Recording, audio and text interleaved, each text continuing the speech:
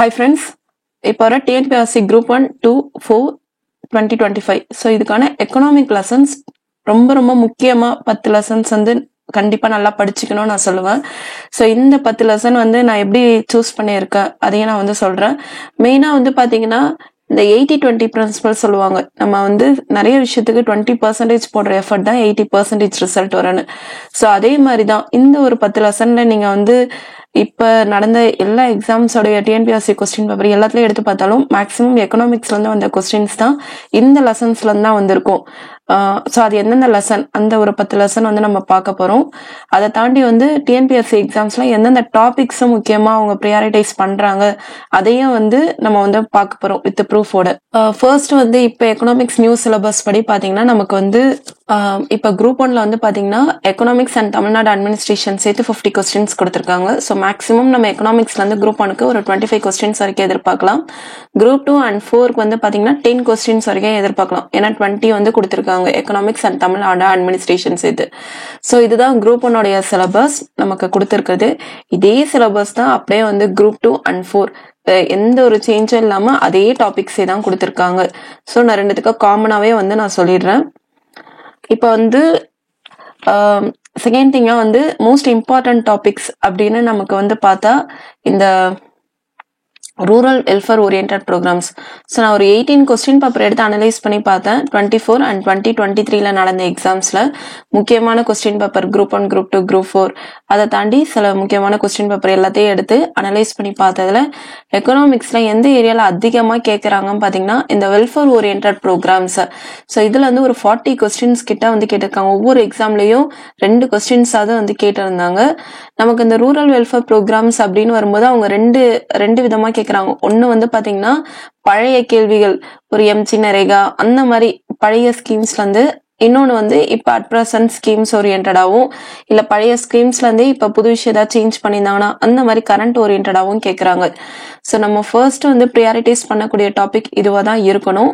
செகண்டரியா வந்து பாத்தீங்கன்னா இந்த 5 year plan, NITI Aayog, planning commission, so இந்த டாபிக்ஸ்ல இருந்து அதிக கொஸ்டின்ஸ் வந்து கேட்கறாங்க.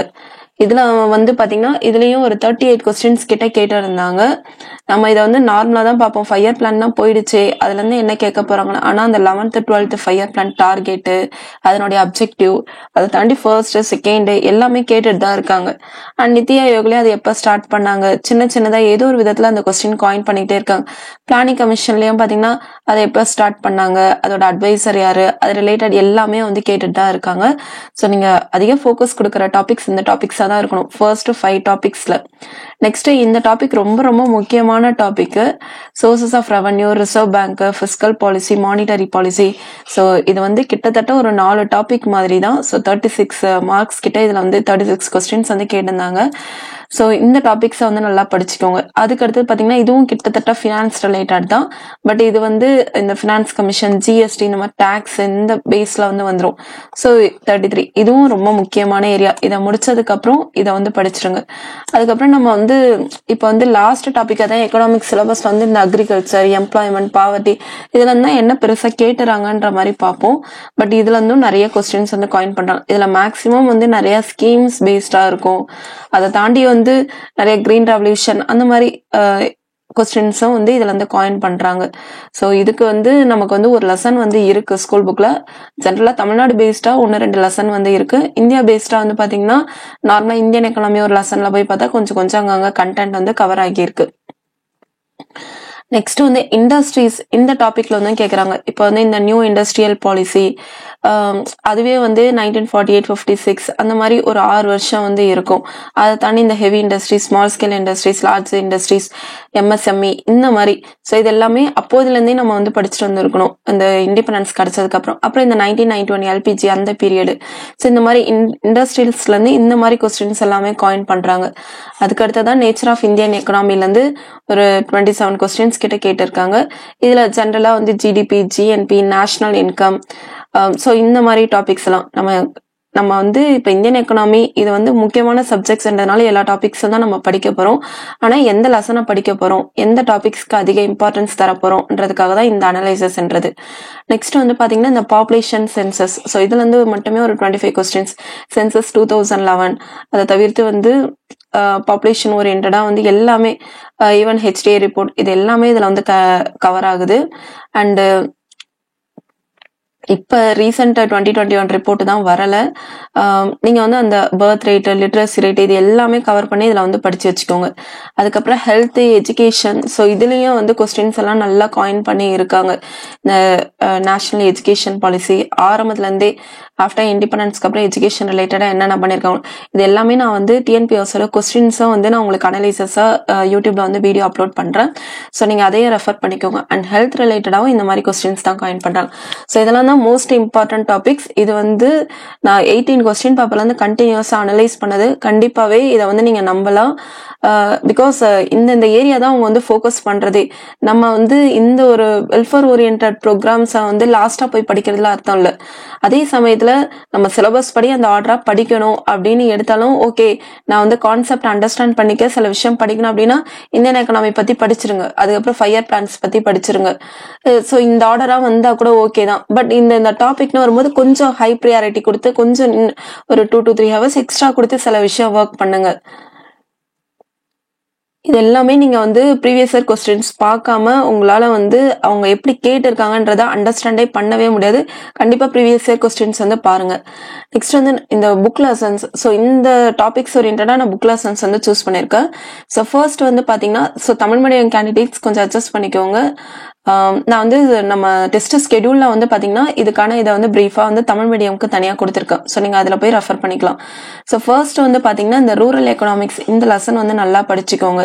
ஏன்னா நம்ம ஸ்கூல் புக்ல இந்த வெல்ஃபேர் ஓரியன்ட் ப்ரோக்ராம்ஸ் பழைய ஸ்கீம்ஸ் எல்லாத்தையும் கவர் பண்ணி இந்த லெசன்ஸ்ல தான் இருக்கு. அதை தவிர்த்து நீங்க கரண்ட் அஃபேர்ஸ் கண்டிப்பா ஸ்கீம்ஸ் ரிலேட்டட் படிச்சுக்கணும். இந்தியாவோட கரண்ட் அஃபேர்ஸ், ஏன்னா நம்ம தமிழ்நாடு ரிலேட்டட் ஸ்கீம்ஸ் எல்லாமே வந்து அடுத்த தமிழ்நாடு அட்மினிஸ்ட்ரேஷன்ல படிச்சிருவோம்.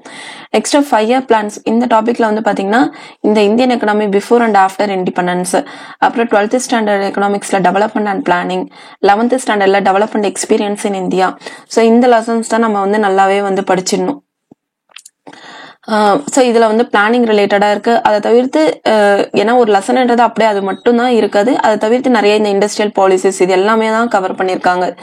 நெக்ஸ்ட் வந்து இந்த ரெவன்யூ ரிலேட்டட் லெசன். இந்த லெசன்ஸ் தான் ரொம்ப ரொம்ப முக்கியம். Sources of revenue, reserve bank, fiscal policy இது ரிலேட்டட் இந்த லெசன்ஸ்ல இருந்து நிறைய கொஸ்டின்ஸ் தான் காயின் பண்றாங்க. ஸோ இந்த லெசன் தான் நீங்க எடுத்து பாத்தீங்கன்னா நிறைய டிஎன்பிஎஸ்சி கொஸ்டின்ஸ் வந்து இதுல வந்து கேட்டிருக்காங்க. ஸோ இது ரிலேட்டட் இந்த லெசன்ஸ் வந்து நல்லா ஸ்ட்ராங்கா படிச்சிருங்க. அதுக்கப்புறம் அக்ரிகல்ச்சர் வந்து பாத்தீங்கன்னா இந்த தமிழ்நாடு அக்ரிகல்ச்சர் ஒரு லெசன் இருக்கு. அதை தவிர்த்து இந்தியன் அக்ரிகல்ச்சர் வந்து நம்ம கொஞ்சம் இந்த பிளானிங்ல 5 இயர் பிளான்ஸ்ல அந்த கிரீன் ரெவல்யூஷன் இதை பத்தி தான் வந்து ஏன்னா ஃபர்ஸ்ட் பிளான் அக்ரிகல்ச்சருக்கு இம்பார்ட்டன்ஸ் கொடுத்திருப்பாங்க. அதுக்கப்புறம் கிரீன் ரெவல்யூஷன், இந்த 5th 6th பிளான் இதெல்லாமே. ஸோ அங்கங்கன்னு கொஞ்சம் அந்த டாபிக்ஸ் வந்து கவர் ஆகிடும். அதுக்கப்புறம் இண்டஸ்ட்ரீஸ் பொறுத்த வரைக்கும் இந்த டாபிக் வந்து படிச்சிருங்க. அதை தவிர்த்து இந்தியன் எக்கனாமி இந்த லெசன்ல வந்து இண்டஸ்ட்ரீஸ் பத்தி கொடுத்திருக்காங்க. அதை தாண்டி இந்த Indian economy before and after independence அதுலயும் இண்டஸ்ட்ரீஸ் பாலிசி அதை பத்தி கொடுத்திருக்காங்க. ஒரு சிலது கொஞ்சம் நீங்க எக்ஸ்ட்ரா வந்து இன்னும் கொஞ்சம் குரூப் 1 தான் படிக்கிறீங்கன்ற பட்சத்துல கொஞ்சம் எக்ஸ்ட்ரா சில விஷயம் வந்து தேடி படுங்க. பட் ரொம்ப அதுக்காக புக்கை தாண்டி போக தேவையில்லை. நீங்க புக்கை தான் ஃபர்ஸ்ட் முடிக்கணும். இன்கேஸ் டைம் இருந்தா கொஞ்சம் எக்ஸ்ட்ரா டைம், ஏன்னா இண்டஸ்ட்ரியல் பாலிசி தான் பாத்தீங்கன்னா 48, 56 நம்ம புக்ல வந்து கொடுத்திருப்பாங்க. அதுக்கு அடுத்தது 77, 88 அதுல வந்து அதுல உள்ள அந்த ஃபீச்சர்ஸ் தான் கொடுத்திருக்க மாட்டாங்க. ஸோ டைம் இருந்தா எக்ஸ்ட்ரா படிங்க. அதர்வைஸ் நீங்க ஸ்கூல் புக்கு தான் ஃபர்ஸ்ட் முடிக்கணும். அப்புறம் இந்த ஹெல்த், எஜுகேஷன் இது ரிலேட்டட் இதெல்லாம் படிச்சுக்கோங்க. இதை தவிர்த்து நம்ம இந்த டாபிக் வந்து தமிழ்நாடு ரிலேட்டடாகவும் தமிழ்நாடு அட்மினிஸ்ட்ரேஷனும் கொஞ்சம் படிப்போம். அண்ட் கரண்ட் அஃபேர்ஸ்லயும் நிறைய வந்து ஹெல்த், எஜுகேஷன் இது ரிலேட்டட் கொஞ்சம் படிச்சுக்கோங்க. இதை தவிர்த்து நீங்க பாப்புலேஷன் படிக்கும் போது ஒரு லிட்ரஸி ரேட்ல இருந்து இதெல்லாம் வந்து படிச்சு வச்சிருவீங்க. அப்புறம் இந்த பர்த் ரேட்டு இதெல்லாமே அதெல்லாம் ஹெல்த்ல வந்துடும். ஸோ இந்த லெசன்ஸ் எல்லாம் ரொம்ப முக்கியம். ஸோ நமக்கு வந்து இந்த லெசன்ஸ் எல்லாம் வந்து பாத்தீங்கன்னா Indian economy before and after independence, rural economics, Tamil Nadu economy இது எல்லாமே வந்து நமக்கு 11th புக்ல இந்த 4 லெசன் வந்து கவர் ஆயிடுது. அதுக்கடுத்து 12th புக்ல வந்து பாத்தீங்கன்னா இந்த monetary economy, banking, fiscal economy, economy of development and planning. So 12th புக்லயும் 4 lesson. So 11th and 12th book to the core ரொம்ப முக்கியமான இது. இந்த ஒரு 4 லெசனை நல்லா படிச்சிருங்க. 4 8 லெசன். அதுக்கப்புறம் 9th புக்ல employment in India and Tamil Nadu, India மற்றும் தமிழ்நாட்டில் வேலை வாய்ப்பு. அதுக்கப்புறம் இந்த தமிழ்நாடு அக்ரிகல்ச்சர். ஸோ இந்த லெசன் இது வந்து பாத்தீங்கன்னா இதுவும் ஸ்டாண்டர்ட் 9th ஸ்டாண்டர்ட். இதை தவிர தமிழ்நாடு எக்கனாமினே நமக்கு ஒரு லெசன் இருக்கு. அதை வந்து நம்ம தமிழ்நாடு அட்மினிஸ்ட்ரேஷன் அங்க வந்து நம்ம வந்து படிச்சுக்கலாம். ஓகேவா? ஸோ இதெல்லாம் தான் ரொம்ப முக்கியமான லெசன். நம்ம டெஸ்ட் பேட்ச்லயும் இந்த லெசன்ஸ் தான் டார்கெட் பண்ணி தான் ரொம்ப, ஏன்னா நிறைய பேர் டெஸ்ட் பேட்ச்ல ஃபேஸ் பண்ற டிராபேக்கே வந்து என்னன்னா, எங்களால வந்து அந்த குறிப்பிட்ட டைம்ல வந்து படிக்க முடியல. ஒரு 2 days டைம் தரீங்க, அதுல வந்து எங்களால இவ்வளவு லெசன்ஸ் கவர் பண்ண முடியல. ஸோ நம்ம மேக்சிமம் இந்த லெசன்ஸ் கவர் பண்ணி தான் வந்து இந்த டெஸ்ட் பேட்ச் வந்து கொடுத்துருக்கேன். அதை தவிர்த்து ஒரு சில லெசன் நான் கொஞ்சம் எக்ஸ்ட்ராவும் வந்து கொடுத்துருக்கேன். பிகாஸ் நான் வந்து டு தி கோர் இம்பார்ட்டண்டா அந்த 10 லெசன் அதுல இருந்தா உங்களுக்கு 80% கொஸ்டின்ஸ் வந்து வந்துடும். அதை தவிர்த்து இதுல இருந்து 1 or 2 கொஸ்டின்ஸ் வந்து வரலாம். ஸோ அந்த மாதிரியும் ஒரு சில லெசன்ஸ் நான் ஒவ்வொரு டாபிக்கும் அதிகபட்சம் ஒரு 3 lesson to 4 lesson அவ்வளவுதான் வந்து கொடுத்திருப்பேன். மேக்ஸிமம் 3 lesson தான் டார்கெட் பண்ற மாதிரி கொடுத்திருப்பேன்.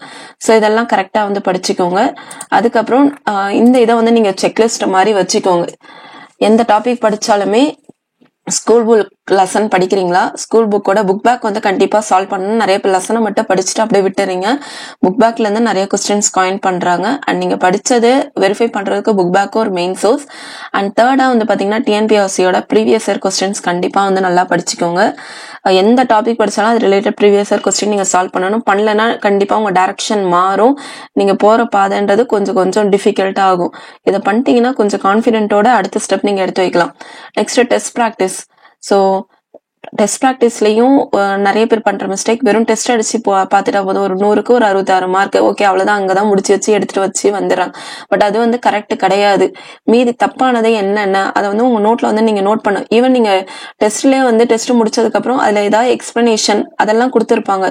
ஸோ அதுலயே நீங்க கரெக்டான கொஸ்டின்லயே ஏதாவது மிஸ்டேக்கா எக்ஸ்ட்ரா ஒரு விஷயம் லேர்ன் பண்றதுன்னா அதையும் எடுத்தாந்து நோட் பண்ணி வச்சுக்கணும். இங்கதான் வந்து உண்மையாவே நான் சொல்றேன், இந்த previous year question test practice பண்றதுலதான் இந்த எக்ஸாம் வந்து அவங்க ஈஸியா கிளியர் பண்றாங்களா இல்ல பல வருஷம் இதெல்லாம் தெரிஞ்சுக்கிட்டு அதுக்கப்புறம் கிளியர் பண்றாங்களான்றது இருக்கு.